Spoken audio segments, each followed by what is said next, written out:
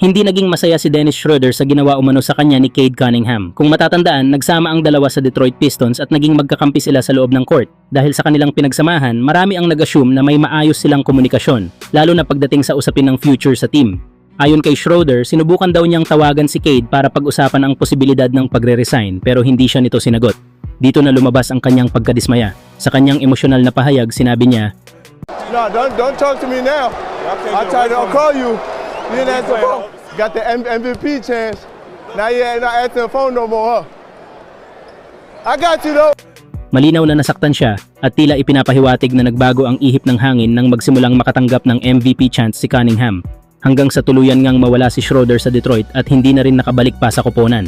Mula sa pagiging magkakampi, nagkaroon ng tensyon ang kanilang relasyon at ngayon ay tila may personal ng bahid ang issue.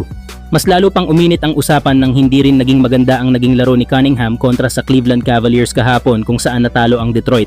Nagtala siya ng 10 puntos, 6 na rebounds at 14 na assists sa loob ng 39 na minuto pero 4 out of 16 lamang siya sa field goal, 0 out of 3 naman sa 3-point area at may 5 turnovers.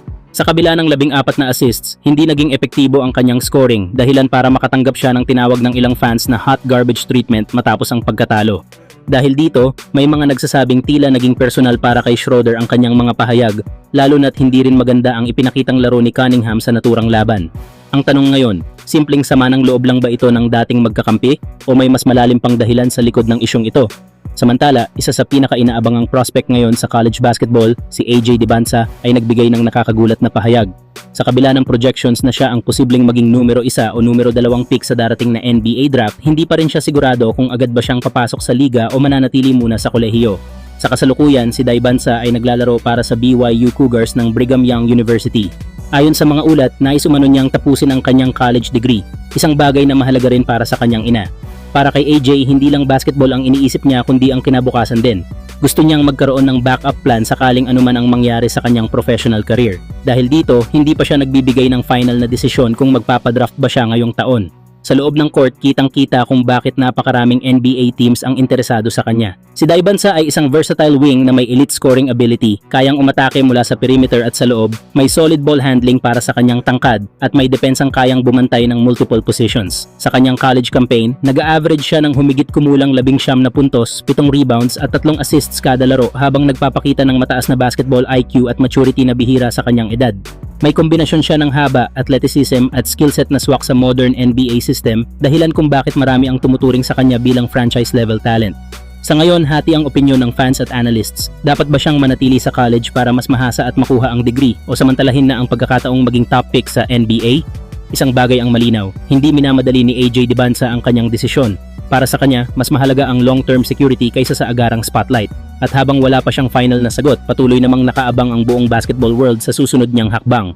Samantala, malaking usap-usapan ngayon sa NBA ang posibleng susunod na hakbang ni LeBron James sa kanyang karera. Habang papalapit ang off-season, inaasahang magiging free agent si LeBron matapos ang kanyang kontrata sa Los Angeles Lakers. Dahil dito, maraming koponan ang nagbabantay sa posibilidad na makuha ang serbisyo ng isa sa pinakadakilang manlalaro sa kasaysayan ng liga. Ayon sa mga ulat, hindi magpapahuli ang Golden State Warriors sa paghabol kay LeBron. Sinasabing personal na nagre-recruit ng 2 haligi ng Warriors na sina Stephen Curry at Draymond Green upang kumbinsihin ang 4 na time champion na sumama sa kanilang koponan sa darating na off-season. Kung mangyayari ito, magiging isa itong napakalaking pagsasanib ng talento sa NBA. Matagal nang magkaribal sina LeBron at Curry sa mga NBA Finals, ngunit kung magsasama sila sa iisang koponan, maaaring mabuo ang isa sa pinakadelikadong trio sa liga. Isa pang dahilan kung bakit may tsansa ang Warriors na makuha si LeBron ay ang lokasyon ng koponan. Ang San Francisco ay malapit lamang sa Los Angeles kung saan naninirahan ang pamilya ni LeBron. Dahil dito, posible pa ring manatiling malapit ang superstar sa kanyang pamilya kahit lumipat siya ng koponan. May mga ulat din na nagsasabing handa na ang Lakers na magbago ng direksyon at mas pagtuunan ng pansin ang pagbuo ng koponan sa paligid nina Luka Doncic at Austin Reeves. Dahil dito, lalong lumalakas ang haka-haka na maaaring matapos na ang era ni LeBron sa Los Angeles. Gayunpaman, hindi magiging madali para sa Warriors na makuha ang serbisyo ng 41 anyos na superstar. Isa sa pinakamalaking hadlang ay ang salary cap dahil malalaki na ang kontrata ng mga pangunahing manlalaro ng koponan. May 2 posibleng paraan para mangyari ang paglipat ni LeBron sa Warriors. Una, maaaring tanggapin ni LeBron ang mas mababang kontrata tulad ng veteran minimum para magkaroon ng huling pagkakataon na makipaglaban para sa kampyonato kasama sina Curry. Pangalawa, maaaring mag-trade ang Warriors ng isa sa kanilang malalaking kontrata upang makagawa ng sapat na salary cap space.